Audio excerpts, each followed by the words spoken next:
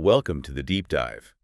You know the mission here. We take a stack of compelling sources, articles, personal stories, research, and we try to distill them into the essential knowledge and, more importantly, the practical tools you can use right away. Exactly. And today, we are wrestling with a topic that is, I think, maybe the most fundamental and, let's be honest, the most avoided topic in our lives. The limited nature of our time here. Right. It's the central unspoken paradox of just being alive today. We all understand it intellectually. We get that we're mortal. We know we won't live forever. Of course. But we organize our entire lives as if tomorrow is this infinite, guaranteed resource. Like it's a warehouse where you can just keep storing all the important things, the hard conversations, the big dreams, all of it. That's such a good way to put it, a warehouse for later. Hmm. And the real crisis isn't that we don't have enough time, is that we live by inertia, by default. The default setting. Yeah, our days, our weeks, sometimes our whole years are often just decided by the path of least resistance. Yeah.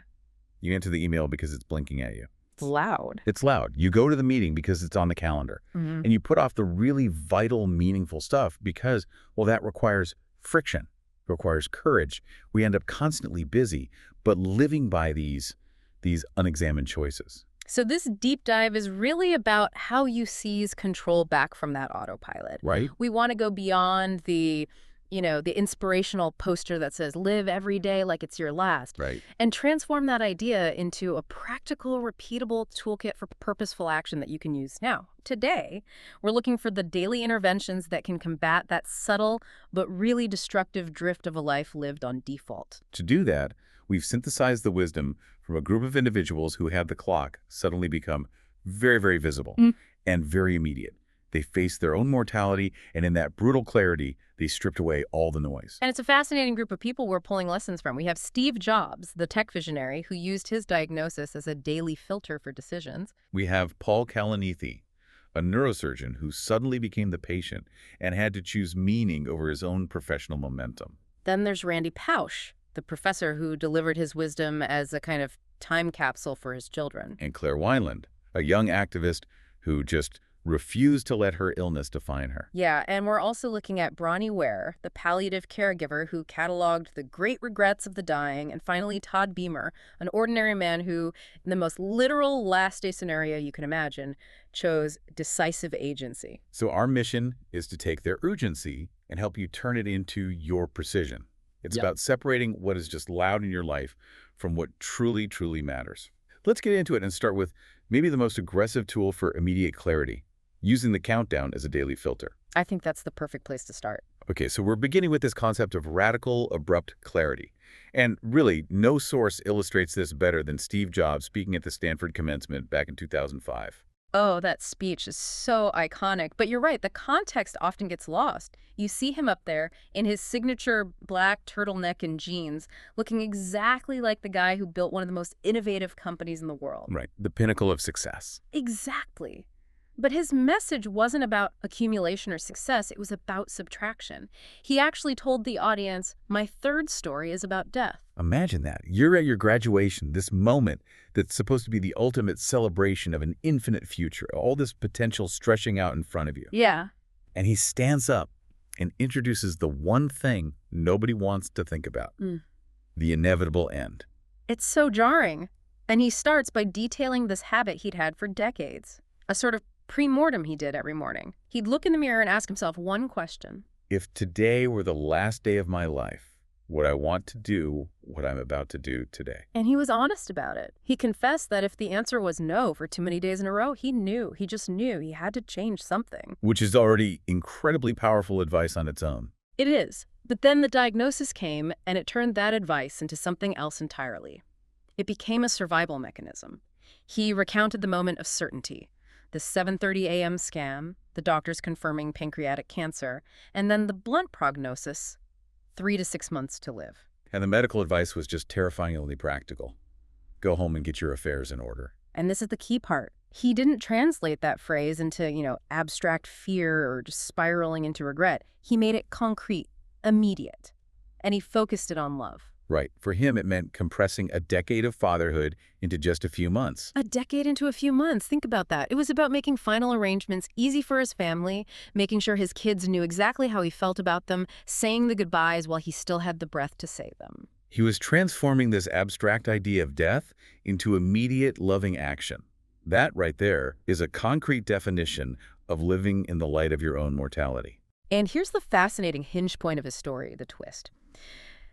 Later that same day, a subsequent biopsy revealed he had a rare, curable form of cancer. He had surgery, and by the time he's standing on that stage at Stanford, he was, medically speaking, okay. He'd been through the countdown, he stared down the barrel, and then the timer was just unexpectedly reset. Exactly. And that experience, that day where he truly believed he was living his last 6 months, it changed everything about that mirror question. It went from being just, inspiration, And I'll take you. a nice idea, to being an operational tool, a non-negotiable filter. It moved from, wouldn't it be nice to live this way, to, this is the only way to avoid the profound mistake of living someone else's life. That impending deadline gave him the ultimate permission slip. Permission to stop being decided by all the trivial, urgent demands of the outside world. The refusal to live by inertia, that became his operating principle, because the common, pervasive danger in an ordinary life is that quiet momentum that just carries you along. It carries you so far away from your deepest values sometimes. We do things because they're expected, or because they're easier than having a necessary conflict, or they just maintain the status quo. And Jobs' question is this uncompromising filter against that. It forces you to initiate friction, to stop making decisions that are just expedient, and instead make decisions that are fundamentally aligned with who you are. And look at how he frames the question. It's so precise. It doesn't ask, what would make me the most money, or what would make everyone like me? Yep. It asks if the actions you have planned for the next few hours today reflect the deepest internal truth of what you value. And if that internal answer is no over and over again, the sources are clear, you are on a direct path to regret. This tool forces you off that path immediately. And that concept, that idea of momentum leading you astray, it links so directly to our next source, Paul Kalanithi. But his story is, well, it's tragically different. He didn't get the reprieve that Jobs did. No, he didn't. Kalanithi was just brilliant, a highly accomplished neurosurgeon, and he was nearing the absolute peak of his professional training. I mean, he dedicated more than a decade of his life to this medical school, a PhD, a grueling residency, and it was all built on this promise that after this intense period, the meaningful part of his life would finally begin. His whole life was a testament to extreme competence and this powerful professional momentum. And that momentum was just betrayed by his own body. Yeah. He started getting the kind of subtle symptoms that ambitious people, we all try to just outwork them. Right, you ignore it. Persistent back pain, this inexplicable fatigue, drastic weight loss, symptoms that he, as an expert, knew how to compartmentalize for other people. But eventually the scans were they were undeniable. Stage 4 metastatic lung cancer in his mid-30s. He went from being the physician treating the dying to the patient facing death, almost overnight. And the diagnosis, it didn't just expose the disease, it exposed the psychological trap of momentum itself. For Kalanithi, just continuing the grueling pace of his residency could have been a form of avoidance. Yeah, doing the known grind because it feels productive, it feels safe. It's the trap of what he called the deferred meaning habit. And this habit is absolutely universal. We all have it. We all tell ourselves some version of, okay, after I finish this huge project, then I'll start writing the novel. Or once the kids are a little older, then I'll reconnect with my spouse. Exactly. After I hit this financial goal, then I'll finally prioritize my passion. Kalanithi's shrinking timeline showed him the brutal reality of that kind of thinking. The future is not a reliable warehouse. You can't just store what truly matters to you in there and expect it to be waiting for you. So he faced this incredibly tough choice: how to spend his final limited time. Should he push through the residency to become a practicing neurosurgeon, the goal he'd chased his whole life? Right. Or should he dedicate himself to writing, a passion he had deferred for so long? Or should he focus on his relationship with his wife, Lucy, and their decision to start a family, even with his prognosis? And he chose to write, a choice that, on the surface, seemed to contradict a decade of surgical training. But he understood something fundamental had shifted. Professional accomplishment wasn't his highest value anymore. Legacy was. He wrote so famously, "Words have a longevity that I do not have." He chose an action that had meaning completely independent of his professional title or his physical health. So the principle here is just, it's devastatingly simple, but it's so profoundly difficult. Last day living means choosing meaning over professional or social momentum. Especially when that momentum is driving you somewhere you no longer fundamentally want to go. It means consistently choosing one relationship over one task, or choosing to build one lasting piece of work over 10 expedient ones. And this is where the synthesis comes in, right? We can take the urgency of Jobs and the deep clarity of Kalanithi and translate them into microsteps. Little actions to defeat that inertia we all feel every day. Right. We need actionable clarity tools that you can deploy right now. So first, let's use that sharp Jobsian clarity. Set a timer, maybe just for 3 minutes, and list 5 things you would do if today were definitively your last day. And force yourself to get past the clutter of your schedule. Don't censor the list. Just let the deepest priorities surface on their own. Exactly.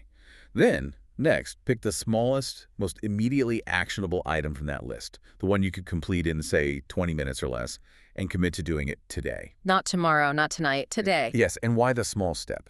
Because the biggest barrier is just starting. The psychological win of completing something meaningful, no matter how small, it interrupts the momentum of your old, less meaningful schedule. And finally, you can implement what we're calling the if not now when filter. This directly combats Kalanithi's lesson on deferred meaning.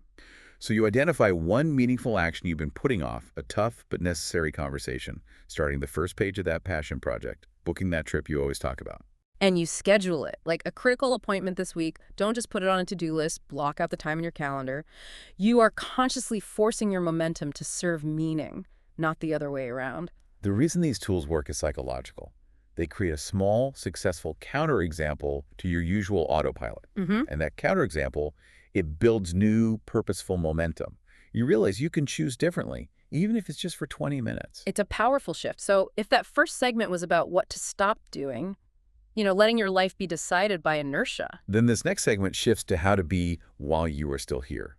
We're moving from clarity of purpose to the daily practice of presence and radical authenticity. And we're going to start with the iconic Randy Pausch. Pausch delivered his now famous last lecture at Carnegie Mellon in September 2007. And the sources always emphasize this visual contrast. He looks so robust, so healthy, full of vitality. Despite having terminal pancreatic cancer, he was physically defying the narrative of what it means to be dying. He was so full of life. Absolutely. And the title of his lecture was itself a distraction. He called it a head fake. The title was Really Achieving Your Childhood Dreams. But he wasn't really there to give a motivational speech about career success. Not at all. He was creating a time capsule of wisdom for his 3 young children. He was making sure they would have access to his core principles, his way of living, long after he was gone. Pausch's greatest insight, I think, was his absolute refusal to let death become the main character in his final months. He used joy as a weapon. That's a great way to put it. His principle was that joy is not some reward you earn after all the hardship is over. It is a fundamental decision you practice while you are here. He didn't wait for life to calm down. He built meaning and joy right inside the hardest season of his life. He was modeling this active, engaged aliveness, not passive resignation. And that stands in such powerful contrast to the habitual deferral most of us practice every day. We operate under this belief that happiness is conditional. After I hit this deadline, then I'll relax. Or, once the kids are grown, then I'll rediscover my passions. Pausch showed us that postponing joy is just fundamentally irrational when time is the one resource you cannot make more of. You have to use what you have now. We really need to dissect that head fake concept because it's such a brilliant way to structure a purposeful life. It really is. He taught these profound lessons in perseverance, leadership, and integrity, but he packaged them inside stories about pursuing these childlike, almost frivolous dreams. Like floating in zero gravity or meeting Captain Kirk. Exactly. So the audience thought they were just watching this fun, nostalgic retrospective, but they were actually learning how to live without limits. They were learning something important while they thought they were learning something else. It teaches us that you can inject profound presence and value into the most ordinary moments of your life. He encourages us to ask these aliveness questions daily. Like, what matters enough to dedicate effort to, even if it's wildly inconvenient? Or what moment, what relationship is beautiful enough to be fully present for, even if that presence is brief. And this focus on maximizing the quality of your presence rather than the quantity of your achievement, it brings us directly to Claire Wineland. She faced the burden of a progressive genetic disease, cystic fibrosis, her entire very short life. Claire Wineland passed away at just 20 years old. She was tethered to oxygen, constantly managing this severe illness. But her core philosophy was this radical declaration of independence. She just refused to be reduced to her illness. She even dismissed the idea of a bucket list. She said, quite logically, that it sounded exhausting when you've been, in her words, dying your whole life. Her goal wasn't to do everything or achieve some grand performance before she died. Her philosophy was simpler and maybe more profound. It was just to be fully herself while she was here. That is the ultimate refusal to shrink. She fought against this societal tendency to define sick people solely by their illness. She explained that you can't wait for the world to know what to say to you. You have to show them who you are beyond your physical condition. And the most poignant story from her sources is about her TEDx speech in Encinitas. She was scheduled to speak, but the night before, her fever was spiking. She was utterly exhausted. Right before her stage time, she was curled up, struggling in the green room. For someone with cystic fibrosis, that wasn't just, performance anxiety. That was a moment of genuine physical crisis. And the hinge moment wasn't some external drama. It was this quiet, internal choice she had to make. She had two options: retreat and protect herself. Which no one would have blamed her for. No one. Or go on stage and show her truth. Version 1 was, I'm too fragile, I have to protect my energy. But version 2 was, I'm allowed to be fragile and still show up fully as myself. And she chose the latter. She taught this profound lesson that showing your genuine self, fragility and all, is the highest form of presence. And that applies so powerfully to the rest of us. The sources suggest that most people, even those with decades left to live, they die socially and spiritually from hiding. We edit ourselves to fit the room. We swallow our real opinions. We delay expressing love. We postpone our real desires until we feel safe or perfect. And that self-erasure is the real cost of living by inertia. So authenticity, then, becomes a necessary last-day tactic. Stop negotiating with other people's expectations as if you have unlimited time to become the real you later on. Say what you mean. Stop apologizing for your unique tastes. Love people directly and specifically. Create things even if they're imperfect. If you died tomorrow, would the people around you actually know who you truly were? Last day living means ensuring your day contains you, unedited. Okay, let's synthesize this. Let's create some actionable presence tools. We need techniques to inject that value and authenticity into the relentless repetition of our daily routines. Let's start with the head fake habit, drawing on Pasha's strategy. You attach a higher value to a routine you already do. So, for example, you could practice gratitude during your daily workout. Right, turning physical repetition into mental and emotional training. Or you could practice conscious, active presence phone completely away during dinner. You turn a simple meal into dedicated family time. You're learning presence while you think you're just eating. I love that. Okay, next, let's try the unedited sentence, inspired by Claire Wineland's honesty. Today, make a deliberate effort to say one true, unsoftened sentence you would normally filter or put off. It could be something as simple as, I need help with this. Yeah. Or, I miss you and I want to reconnect. Or even just, I don't enjoy that activity. It breaks that psychological habit of self-censorship, which is really the root of hiding who you are. And finally, schedule one unproductive joy per day. A walk with no destination, listening to music without also working, 10 minutes of pure play, or just staring out the window. And the crucial part is you have to treat this not as a reward you earn after you finish the real work, but as non-negotiable training. Training in aliveness. Exactly. You are training yourself to be present and to prioritize joy, which, as Pau showed, is a vital component of a well-lived life. Okay, so we shift now to the two critical categories that consistently surface when people realize their time is ending: relationships and agency. The things that were postponed the most. It was always love and necessary action. And we begin with Bronnie Ware, the palliative care worker who worked extensively in Queensland, Australia. Bronnie Ware spent years caring for people in the last weeks of their lives. She was often a witness to their emotional landscape once all the social armor had been stripped away. And she started compiling the themes of regret she heard repeated over and over again among her patients, realizing that the dying hold this tremendous wisdom for the living. The sources are so clear that the regrets were intensely personal, not professional. They weren't about missing out on promotions or bad investments. Or not achieving some arbitrary social success metric. No, they were about essential human connection and self-actualization. The top 5 consistently included: I wish I'd had the courage to live a life true to myself, not the life others expected of me. And right after that, I wish I hadn't worked so hard. Let's focus on that work regret for a second. It wasn't just that they missed their families in a general sense. They regretted missing the moments. The specific moments. Yeah, they regretted that their children grew up without their full, present attention, or that their spouse carried the burden of their home life alone.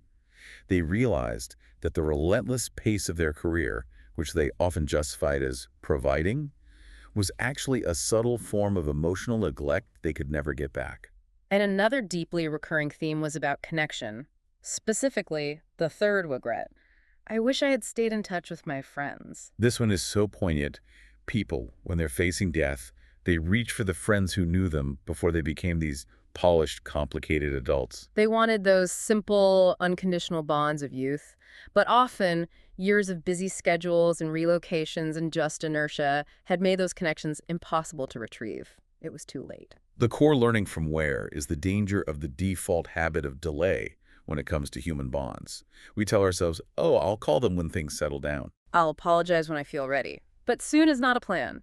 Soon is just procrastination dressed up in optimistic clothing. Ware's work starkly reveals that relationships are the scaffolding people reach for when everything else falls away. The ultimate lesson here is don't leave love on draft. These relationships require courageous maintenance. It takes courage to initiate contact after a long silence. It takes courage to express a specific, heartfelt feeling without worrying about it being awkward. Last day living means acting on the reality that time is constantly eroding your relational possibilities. You have to act now. Connection is one half. The other half is agency, the decisive choice to act when action is demanded. And to understand this in its purest, most immediate form, we have to turn to the literal last day scenario of Todd Beamer on United Flight 93 on September 11, 2001.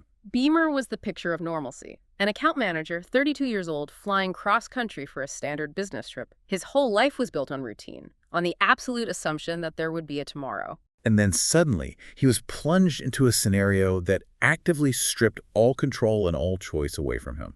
In the chaos of the hijacking, he managed to get through to a phone operator, Lisa Jefferson. And the human details in that conversation are just so crucial. His first priority wasn't panic or negotiation, it was love. Yeah. He asked the operator to contact his wife and tell his children and his family that he loved them. In a moment of absolute existential terror, he cut through all the noise straight to his core values. But the situation evolved. As the passengers on the plane realized the fate of the other hijacked planes, the choice they faced shifted. They knew they couldn't just wait for an external resolution. They were faced with this choice between staying passive passengers in their own fate, hoping for the best, Or attempting a desperate, probably fatal act of agency. and this is where that extreme situation becomes a metaphor for daily life. The ultimate principle it reveals is that action beats comfort. Yes, the default habit, even in our much lower stakes daily scenarios, is always to wait. We wait for more information, we wait until we feel 100% confident, we wait for someone else to lead. Waiting feels safer. But waiting is also a choice, and sometimes it's the most dangerous choice we can make. Beamer's final, simple, powerful command heard over the line. Are you ready? Okay, let's roll. It just encapsulates decisive agency. It was the moment an ordinary man chose to move first, choosing resistance and definition in a situation that was engineered to make him passive. They chose how they would exit, rather than letting the hijackers choose for them. And we face these smaller Flight 93 decisions every single day, just with profoundly lower stakes. What does a small Flight 93 decision look like? It's initiating the conversation you've been terrified of having, the one that will change the trajectory of your professional or personal life. It's hitting send on the email that commits you to starting that business, or leaving the job that is quietly diminishing your soul. It's choosing the friction of action over the comfortable numbness of waiting. So we have to bring these two vital lessons, courageous connection and decisive agency, into actionable tools you can use. For connection, let's embrace what we'll call specific appreciation. Vague compliments are easy to ignore. Break the habit of generic things like, hope you're doing great. Instead, try something like, I keep thinking about how you did a specific, memorable thing for me last month. It really shifted my perspective. Thank you. Specificity makes the connection real. It makes it memorable and undeniable. Then you can institute the 3-2-1 reach out. Set a weekly intention for proactive relationship maintenance. Maybe it's 3 meaningful texts, 2 non-transactional phone calls, and 1 face-to-face interaction, even if it's a short coffee break. And you schedule these like they're non-negotiable meetings with your most important client, because really they are. And for decisive action, use the roll call decision, inspired by Beamer's final move. Pick one delayed decision you've been mentally thinking about for weeks. Immediately write down the single smallest first move. One line in an email, one request for a meeting, one paragraph of a draft, Hmm. and then complete that action within 15 minutes. The whole point is to break the waiting habit. You initiate forward momentum immediately, denying your brain the chance to negotiate itself back into the comfort of inaction. So, as we bring this all together, what we've synthesized today is this really powerful realization that living like it's your last day is not an endorsement of recklessness. No, it's a demand for precision. It is the ability to separate the vital few things from the trivial many, informed by clarity, joy, love, and radical agency. Steve Jobs taught us to use that mirror question as an uncompromising filter to make sure we stop letting our lives be decided by external demands and our own internal autopilot. Randy Pausch showed us that joy is not a reward you earn at the end of the road. It's a choice and a decision you practice right now, making your daily existence the way you would actually want to be remembered. And from Paul Kalanithi, we learned the inherent danger of the deferred meaning habit, that we have to choose meaning over professional momentum, dedicating our limited hours to building things that matter when all the transient noise is stripped away. Bronnie Ware reminds us so powerfully of the cost of emotional delay. Don't wait for a goodbye to say what you've been meaning to say all along. Relationships require brave, specific maintenance now. And finally, Todd Beamer gave us the stark truth of agency. When the moment, large or small, asks for courage and movement, don't negotiate. Don't wait for permission, just move. These individuals, all of them, through their own ultimate trials, prove that a life well lived is a life that is deliberately chosen, moment by moment. Their wisdom isn't a theory. It's a proven survival toolkit. So as you step back into your day, hopefully armed with some of this clarity, we want to leave you with one final thought to carry forward. It comes from the combined wisdom of Kalanithi and Wineland, and it summarizes the difference between a life lived by inertia and a life lived with real intentionality. Don't spend your precious hours proving you're busy. Spend them proving you were here.